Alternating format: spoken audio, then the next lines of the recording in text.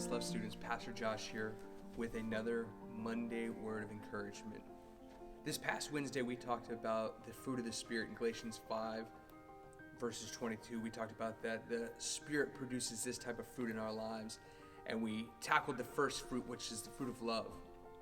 Love is one of the hardest things that I think that we can deal with in life, because we have so many different misconceptions of what love is. We talk about puppy love, we love for hot dogs, we love these things, but we know that when the Spirit is talking about this, it's talking about the agape kind of love, which is that unconditional kind of love that should be produced in us, that the Spirit. We know that the Galatians were having trouble when the church was established. False prophets were coming in and false teachers were teaching them off course of these things to live by the Spirit and what the Spirit was doing. And so Paul comes in and he says he is writing this letter to encourage them.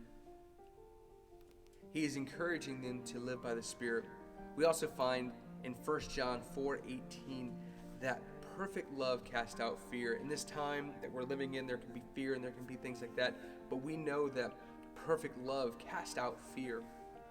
It also says in 1 John chapter 4 is that when we abide in love, that we abide in God. So I want to encourage you today to abide in love, to go back and read 1 John chapter 4, starting in verse 8.